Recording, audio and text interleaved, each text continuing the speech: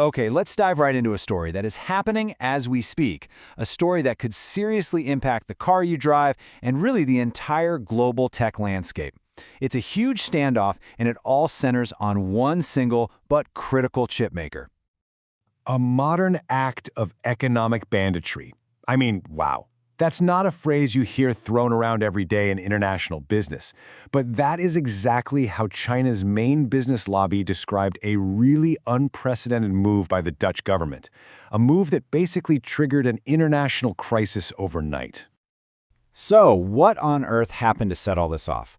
Well, on September 30th of this year, the Netherlands took the dramatic step of effectively seizing control of a Chinese-owned semiconductor company on its soil called Nexperia. So the big question is why?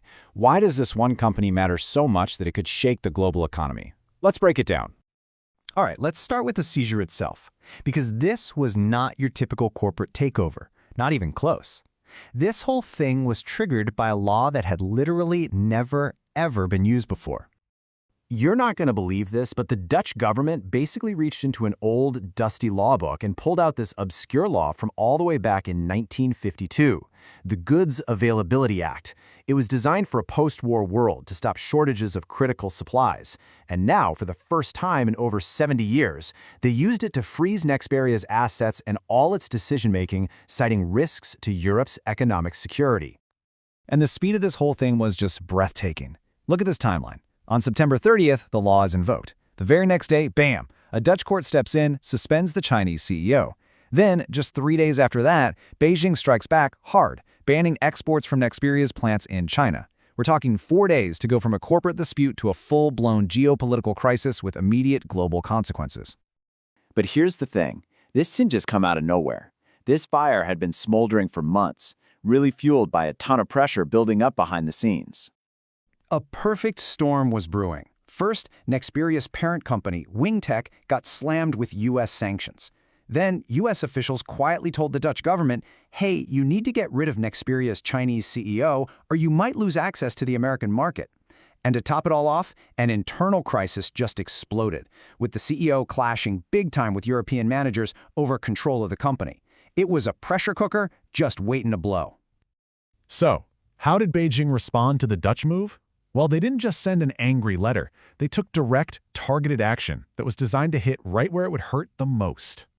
Chinese state media immediately went on the attack, framing the Dutch action as, well, basically theft. The Communist Party's main newspaper called it robbery under a legal pretext.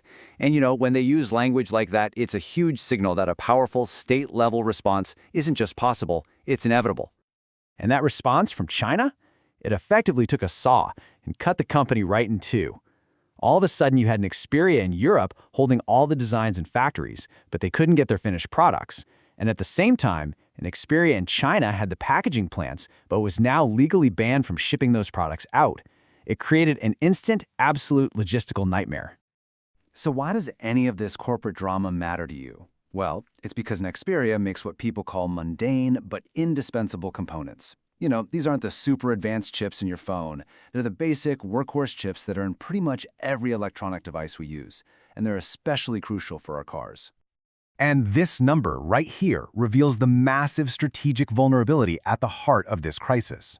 Over 70% of Nexperia's chips, many designed and partly made in Europe, are then sent through the exact facilities in China that are now under a complete export ban. It's like a massive, self-inflicted bottleneck. And the impact was instant. This wasn't some distant theoretical problem. We're talking about major automakers like Volkswagen and huge suppliers like Bosch sounding the alarm, warning that without these specific chips, their production lines could grind to a complete halt in just a matter of weeks. And the tough reality is Europe is deeply reliant on China for these kinds of basic chips. As you can see, the EU just imports way more than it can produce itself. That leaves it with very little ability to fill a sudden massive supply chain gap, like the one that Nexperia's shutdown just created. So with billions of dollars and entire industries hanging in the balance, the big question is, where does this all go from here? Well, analysts are really tracking 4 potential ways this could play out. Okay, let's look at the options. The most likely path forward, sitting at around a 40% probability, seems to be this messy but practical split where some critical chips get allowed out of China. But the one to really watch is that last one. While the risk of a full-blown tech trade war is low, at just 10%, its potential impact would be absolutely enormous. The other options on the table are a full diplomatic de-escalation or even a forced sale of the company to a European buyer. Ultimately, this whole standoff forces us to ask a really critical question about the future of global tech. Was this a one-off crisis, just a bizarre set of circumstances? Or is this a preview of the new normal, where our incredibly interconnected global supply chains are actually becoming the new front lines for geopolitics? That's the question everyone is trying to answer right now.